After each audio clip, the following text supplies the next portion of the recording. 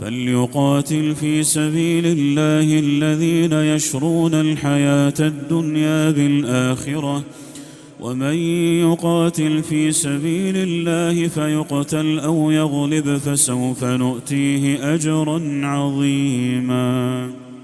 پس جو لوگ دنیا کی زندگی کو آخرت کے بدلے بیچ چکے ہیں انہیں اللہ کی راہ میں جہاد کرنا چاہیے، اور جو شخص اللہ کی راہ میں جہاد کرتے ہوئے شہادت پالے یا غالب آ جائے یقیناً ہم اسے بہت بڑا ثواب عنایت فرمائیں گے۔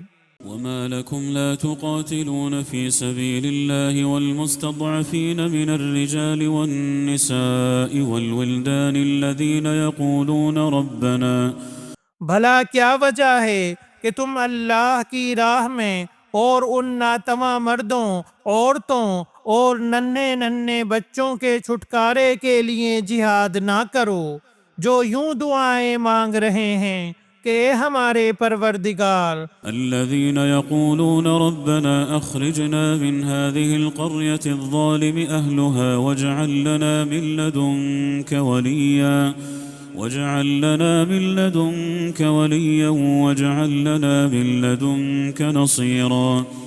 ان ظالموں کی بستی سے ہمیں نجات دے اور ہمارے لیے خود اپنے پاس سے حمایتی مقرر کر دے اور ہمارے لیے خاص اپنے پاس سے مددگار بنا۔ الذين آمنوا يقاتلون في سبيل الله والذين كفروا يقاتلون في سبيل الطاغوت فقاتلوا أولياء الشيطان إن كيد الشيطان كان ضعيفا۔ جو لوگ ایمان لائے ہیں وہ تو اللہ کی راہ میں جہاد کرتے ہیں، اور جن لوگوں نے کفر کیا ہے وہ اللہ کے سوا اوروں کی راہ میں لڑتے ہیں۔ پس تم شیطان کے دوستوں سے جنگ کرو، یقین مانو کہ شیطانی حیلہ بالکل بودا اور سخت کمزور ہے۔ ألم تر إلى الذين قيل لهم كفوا أيديكم وأقيموا الصلاة وآتوا الزكاة؟ کیا تم نے انہیں نہیں دیکھا جنہیں حکم کیا گیا تھا کہ اپنے ہاتھوں کو روکے رکھو اور نمازیں پڑھتے رہو اور زکوٰۃ ادا کرتے رہو؟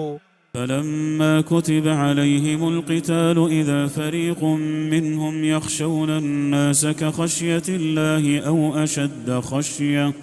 پھر جب انہیں جہاد کا حکم دیا گیا تو اسی وقت ان کی ایک جماعت لوگوں سے اس قدر ڈرنے لگی جیسے اللہ تعالیٰ کا ڈر ہو، بلکہ اس سے بھی زیادہ۔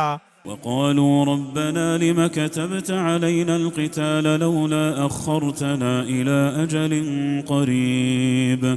اور کہنے لگے اے ہمارے رب، تو نے ہم پر جہاد کیوں فرض کر دیا، کیوں ہمیں تھوڑی سی زندگی اور نہ جینے دی؟ قل متاع الدنيا قليل والآخرة خير لمن اتقى ولا تظلمون فتيلا۔ آپ کہہ دیجئے کہ دنیا کی سود مندی تو بہت ہی کم ہے اور پرہیزگاروں کے لیے تو آخرت ہی بہتر ہے، اور تم پر ایک دھاگے کے برابر بھی ستم روا نہ رکھا جائے گا۔ أينما تكونوا يدرككم الموت ولو كنتم في بروج مشيدة۔ تم جہاں کہیں بھی ہو موت تمہیں آ پکڑے گی، گو تم مضبوط قلعوں میں ہو۔ وإن تصبهم حسنة يقولوا هذه من عند الله وإن تصبهم سيئة يقولوا هذه من عندك۔ اور اگر انہیں کوئی بھلائی ملتی ہے تو کہتے ہیں کہ یہ اللہ کی طرف سے ہے، اور اگر کوئی برائی پہنچتی ہے تو کہہ اٹھتے ہیں کہ یہ تیری طرف سے ہے۔ قل كل من عند الله فما لهؤلاء القوم لا يكادون يفقهون حديثا۔ انہیں کہہ دو کہ یہ سب کچھ اللہ تعالیٰ کی طرف سے ہے، انہیں کیا ہو گیا ہے کہ کوئی بات سمجھنے کے بھی قریب نہیں۔ ما أصابك من حسنة فمن الله وما أصابك من سيئة فمن نفسك وأرسلناك للناس رسولا وكفى بالله شهيدا۔ تجھے جو بھلائی ملتی ہے وہ اللہ کی طرف سے ہے، اور جو برائی پہنچتی ہے وہ تیرے اپنے نفس کی طرف سے ہے۔ ہم نے تجھے تمام لوگوں کو پیغام پہنچانے والا بنا کر بھیجا ہے، اور اللہ تعالی گواہ کافی ہے۔ من يطع الرسول فقد أطاع الله ومن تولى فما أرسلناك عليهم حفيظا۔ اس رسول کی جو اطاعت کرے اس نے اللہ تعالی کی فرما برداری کی، اور جو منہ پھیر لے تو ہم نے آپ کو کچھ ان پر نگہبان بنا کر نہیں بھیجا۔ ويقولون طاعة فإذا برزوا من عندك بيت طائفة منهم غير الذي تقول۔ یہ کہتے تو ہیں کہ اطاعت ہے، پھر جب آپ کے پاس سے اٹھ کر باہر نکلتے ہیں تو ان میں کی ایک جماعت جو بات آپ نے یا اس نے کہی ہے اس کے خلاف راتوں کو مشورے کرتی ہے۔ والله يكتب ما يبيتون فأعرض عنهم وتوكل على الله وكفى بالله وكيلا۔ ان کی راتوں کی بات چیت اللہ لکھ رہا ہے، تو آپ ان سے منہ پھیر لیں اور اللہ پر بھروسہ رکھیں، اللہ تعالی کافی کارساز ہے۔ افلا يتدبرون القرآن ولو كان من عند غير الله لوجدوا فيه اختلافا كثيرا۔ کیا یہ لوگ قرآن میں غور نہیں کرتے؟ اگر یہ اللہ تعالی کے سوا کسی اور کی طرف سے ہوتا تو یقیناً اس میں بہت کچھ اختلاف پاتے۔ وَإِذَا جَاءَهُمْ أَمْرٌ مِّنَ الْأَمْنِ أَوِ الْخَوْفِ أَذَاعُوا بِهِ۔ جہاں انہیں کوئی خبر امن کی یا خوف کی ملی انہوں نے اسے مشہور کرنا شروع کر دیا، حالانکہ اگر یہ لوگ اسے رسول کے وَلَوْ رَدُّوهُ إِلَى الرَّسُولِ وَإِلَى أُولِي الْأَمْرِ مِنْهُمْ لَعَلِمَهُ الَّذِينَ يَسْتَنبِطُونَهُ مِنْهُمْ، اور اپنے میں سے ایسی باتوں کی تہ تک پہنچنے والوں کے حوالے کر دیتے تو اس کی حقیقت وہ لوگ معلوم کر لیتے جو نتیجہ اخذ کرتے ہیں۔ وَلَوْلَا فَضْلُ اللَّهِ عَلَيْكُمْ وَرَحْمَتُهُ لَاتَّبَعْتُمُ الشَّيْطَانَ إِلَّا قَلِيلًا۔